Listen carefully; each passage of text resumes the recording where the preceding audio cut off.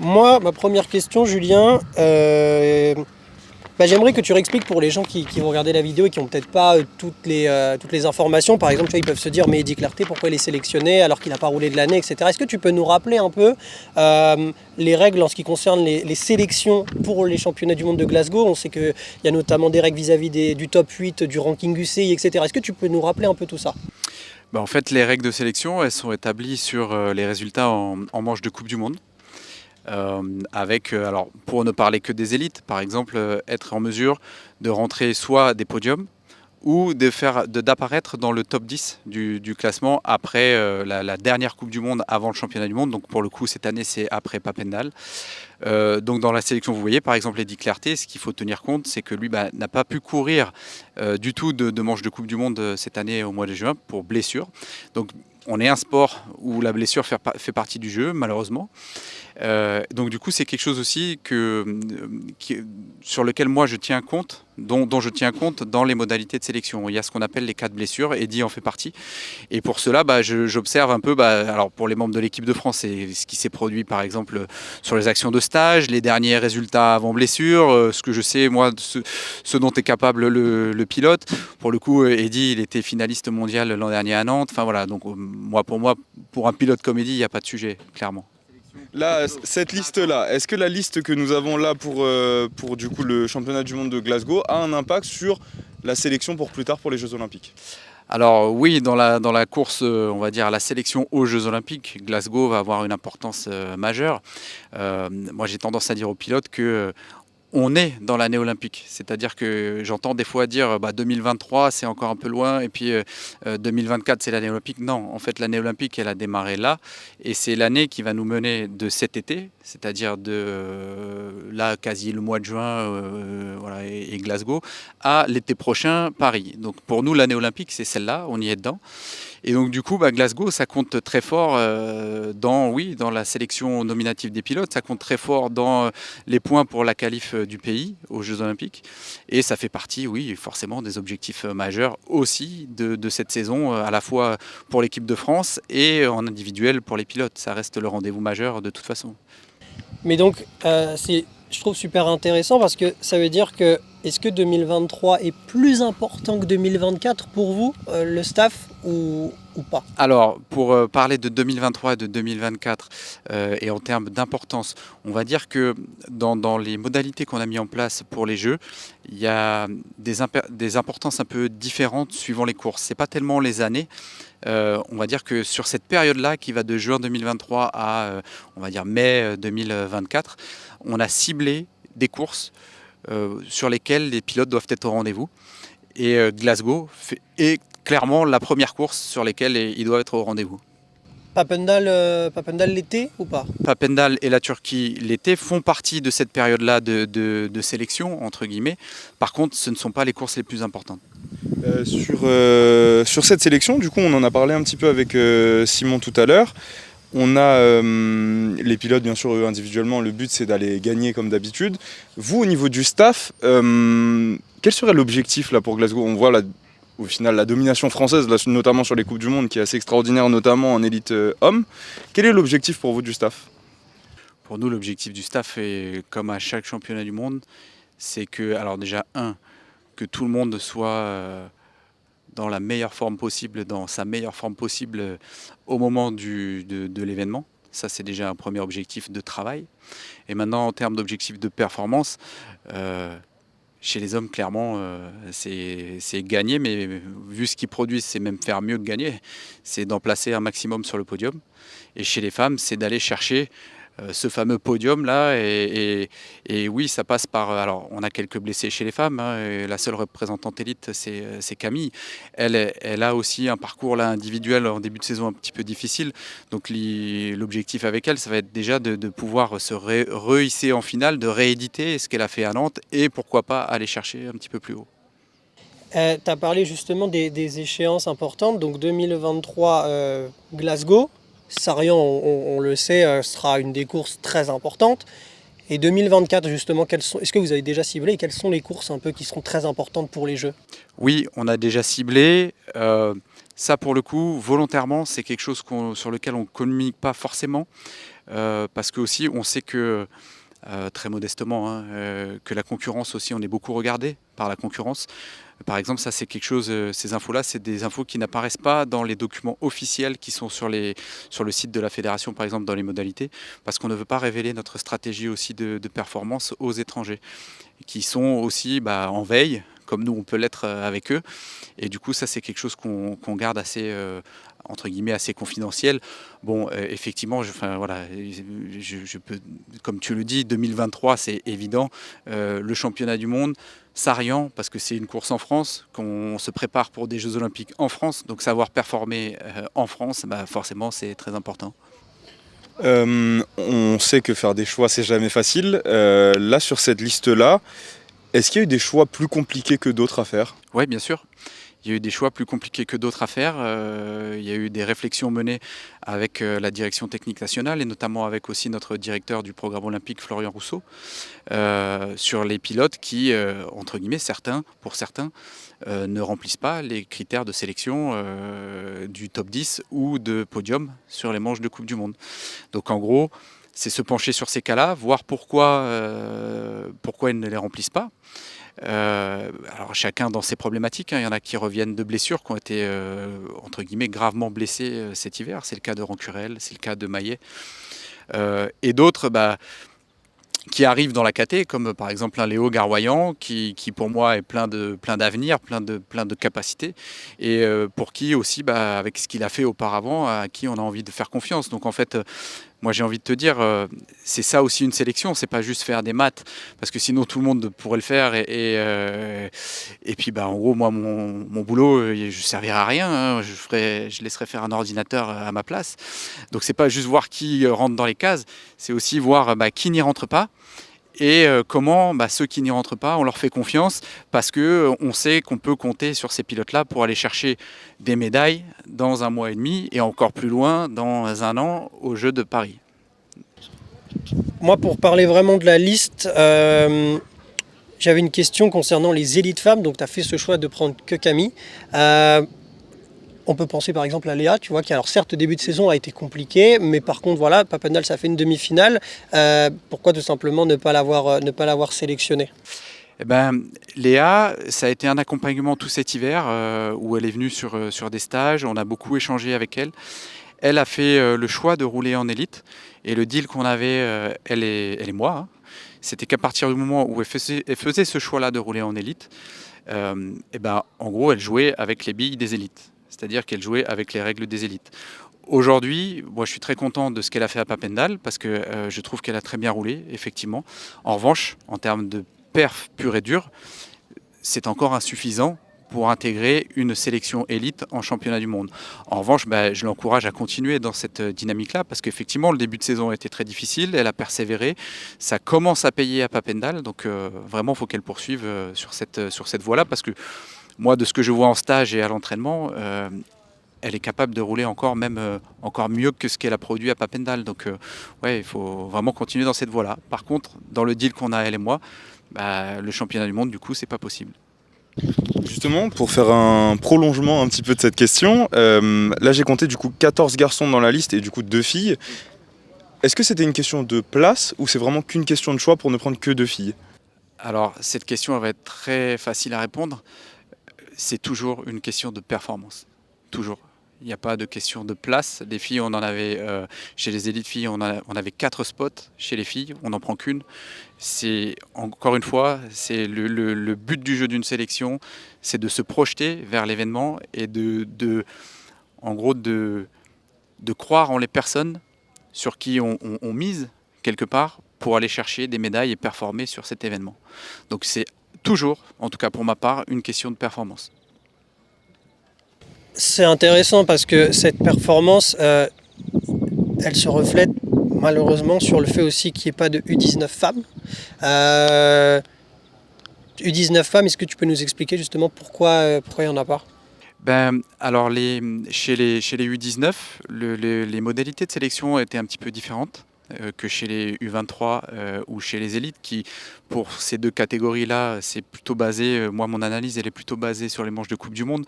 Pour les U19, c'est plutôt sur les manches Europe, parce que sur les manches européennes, les manches de Coupe d'Europe, ils sont dans leur caté, ce qui n'est pas le cas en U23 sur les Coupes du Monde. Donc j'aime bien moi analyser, voilà, quand les pilotes ils roulent entre eux, entre guillemets, même s'il peut y avoir des bonnes surprises des fois hein, chez les U23. Par exemple, chez les U23 femmes, aujourd'hui, les modalités de sélection en manche européenne, c'est soit faire partie du top 3 après la Lettonie, du classement, ou soit avoir mis une victoire. Personne n'a rentré ça. On s'est aperçu aussi avec l'expérience au fur et à mesure des années que quand des pilotes étaient capables de rentrer ça, en général, chez les juniors, ils étaient sur le podium du championnat du monde, quasiment tout le temps. Donc du coup, c'est basé aussi sur cette expérience-là, que si personne n'est capable de rentrer ces perfs-là, c'est que aujourd'hui, alors j'aime pas parler de cette façon-là parce que peut-être des fois on ne sait jamais, mais en tout cas moi j'ai pas suffisamment d'indicateurs pour dire en KT junior femme, il y a quelqu'un qui est en mesure d'aller chercher une médaille en championnat du monde. Alors c'est posé la question, si je vais jusqu'au bout hein, de l'analyse, on s'est posé la question de Laura Mouget, par exemple, qui a rentré une demi-finale en Turquie à Sakarya le dimanche. En fait, avec Laura, je pense qu'on est dans un contexte où je pense que demain, elle est clairement capable d'être championne d'Europe, par exemple, clairement. Et d'ailleurs, sans dévoiler le truc, vous verrez qu'elle est en sélection pour le championnat d'Europe, en revanche. En revanche, sur le format olympique, il lui reste encore du travail à faire, du travail à fournir, et notamment avec une bosse à Glasgow qui est une piste qui est très technique. Et du coup, voilà, malheureusement, le profil de la piste, pour moi, ne correspond pas tout à fait à ce qu'elle est en mesure de faire aujourd'hui.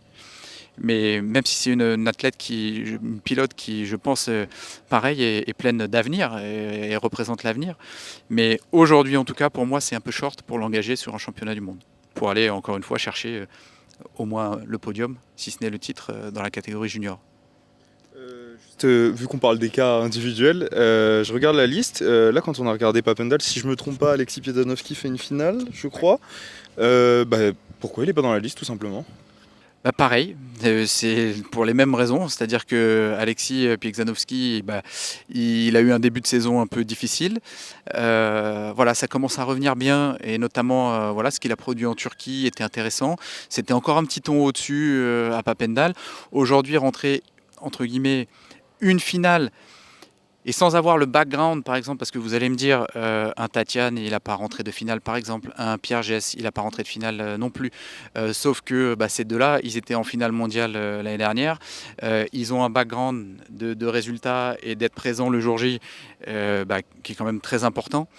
Voilà, en gros, Pizza, il va être qualifié, il va être dans les qualifiés pour le championnat du monde, mais il ne sera pas en équipe de France, parce que pour moi, c'est un petit ton en dessous de ce que sont capables de produire les autres le jour J. En revanche, pareil, un peu à la même façon que Laura Mouget, moi, c'est quelqu'un que je vois tout à fait bien sur le championnat d'Europe, et il sera en sélection, en revanche, sur le championnat d'Europe. Et c'est important de rappeler pour les gens qui regardent la vidéo que donc il y a la sélection, mais comme tu l'as dit, des pilotes comme Alexis vont rouler à Glasgow, mais ils seront juste pas avec l'équipe de France. Oui, à la différence des élites, où là il n'y a que l'équipe de France. Chez les catégories jeunes, entre guillemets, de la relève, c'est-à-dire les U23 et les U19, là il y a l'équipe de France et il y a les individuels qui sont qualifiés et qui peuvent rouler. Alors ils portent le maillot France parce que c'est obligatoire, mais ils roulent entre guillemets quelque part de leur côté en individuel. On parlait du coup tout à l'heure par rapport à la sélection olympique que ça commence vraiment à compter quand même. Je pense à quelqu'un comme Axel. Est-ce que du coup, quelqu'un comme Axel, en fonction de son retour, de la date de son retour, moi j'ai aucune idée de quand est-ce qu'elle revient, mais est-ce que ça commence à devenir short pour les Jeux ou pas du tout? Axel, c'est... Alors pour répondre sur ta question par rapport au timing, déjà Axel, le premier point c'est que c'est une guerrière. Donc c'est-à-dire que c'est quelqu'un qui sait revenir de blessure, malheureusement, parce qu'elle s'est souvent blessée dans sa carrière. Donc c'est quelqu'un qui sait le chemin pour revenir de blessure. Moi je suis un peu triste pour elle quand même parce qu'elle s'est reblessée sur un stage de préparation au championnat du monde justement, alors que moi je l'ai vue la rouler ces derniers temps, enfin en tout cas avant cette blessure, comme jamais elle n'a roulé, comme jamais je ne l'ai vu rouler jusqu'ici. tout simplement. Donc pour le coup, c'est dur. On devrait la revoir pour l'automne cette année. Donc si tout se passe comme c'est prévu avec les équipes médicales. Et non, encore une fois, je ne pense pas que ça devienne short parce que Axel, c'est une championne, c'est une grande championne. Et elle a les ressources aujourd'hui pour faire face à cette situation, pour revenir encore plus forte et pour être performante là où elle doit être performante.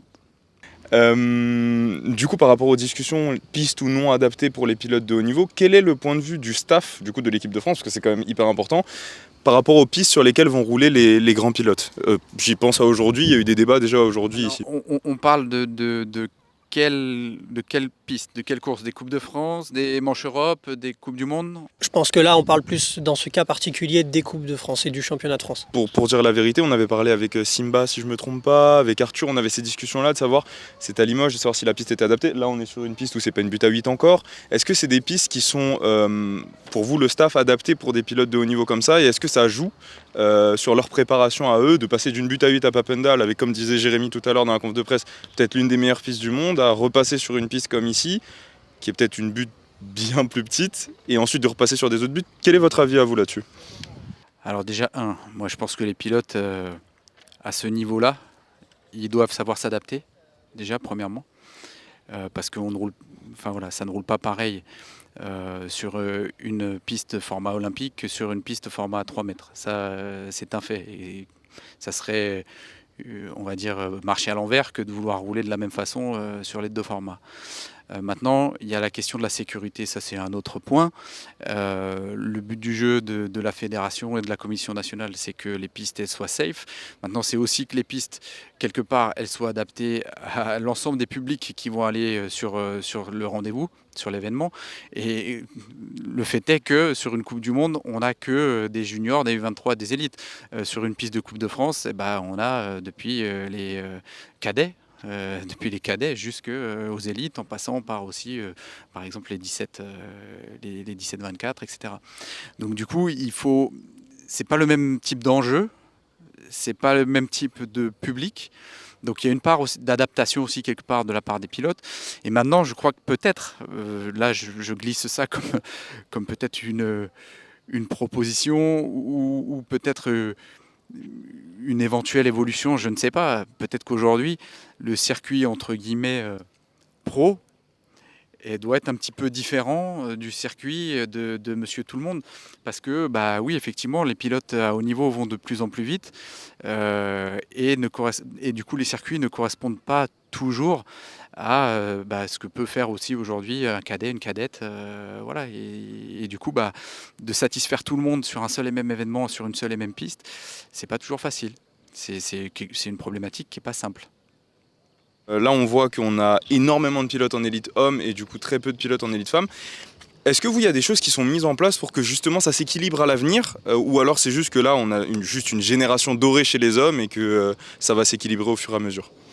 Non, je pense que les femmes aujourd'hui sont aussi capables que les hommes. Je pense qu'on peut arriver, puis elles l'ont déjà prouvé par le passé, en équipe de France, il y a eu une domination de nos féminines dans les années 2000.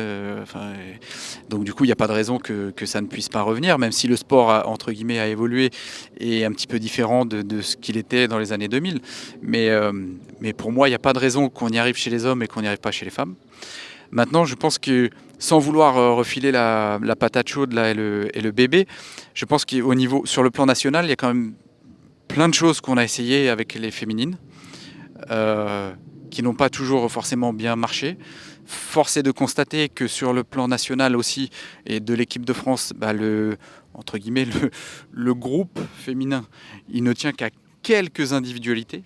Et donc du coup, quand il y en a une qui manque à l'appel, tout de suite ça se voit. Hein, une ou deux qui manquent à l'appel, ça se voit tout de suite. Nous, notre problématique, c'est presque de les amener en bon état de santé, en passant à travers les blessures le jour de l'événement. Et si on remplit cette mission-là, en général, le jour de l'événement, ça se passe plutôt bien.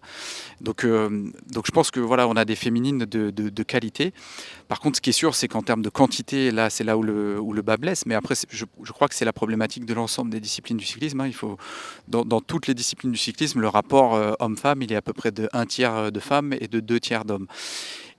Et moi, je le vois plus l'enjeu, en fait, je le vois plus dans la formation de nos jeunes pilotes, de ce qui se passe dans les régions, comment dans les petites catégories, c'est-à-dire les catégories minimes, cadettes, comment elles sont réunies, parce que bien souvent aussi elles sont un peu isolées dans les clubs, c'est-à-dire que être une fille dans un groupe de 10 gars, il y en a peut-être que ça booste, mais je pense qu'il y en a un paquet qu'à un moment donné ça freine aussi quand même un peu.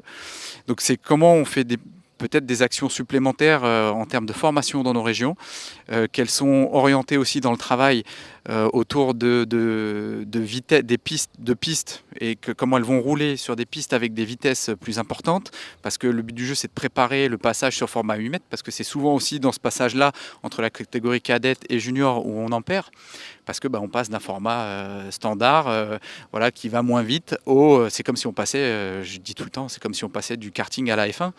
Et donc du coup, c'est comment on prépare ce passage-là à la F1 dans les plus jeunes catégories, mais en local presque dans nos régions, comment les filles sont réunies, comment on les prépare à aborder ce genre de saut, ce genre de vitesse, comment on les fait aller rouler en amont sur des buts au format 8 mètres. Alors il y a la question aussi du coup des équipements, parce qu'aujourd'hui en France, même s'il y a des installations qui fleurissent un peu partout avec l'arrivée des Jeux comme centre de préparation, donc voilà, il y en a plus qu'avant. En gros, avant il y en avait 2, maintenant il y en a 5.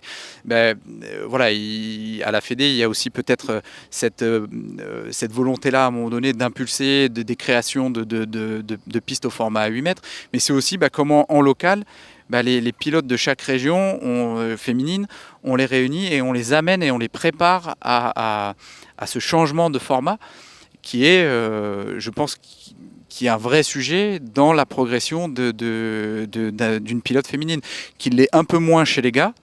Mais chez les filles, il y a un vrai enjeu de ce côté-là. Et malheureusement, j'ai envie de vous dire, l'échelon national, on ne peut pas tout gérer. En fait, on peut pas, malheureusement, sera toujours moins efficace qu'à l'échelon national, comparé à, je ne sais plus combien il y a de régions en France maintenant, je vais dire une bêtise, je crois que c'est 13 ou un truc comme ça.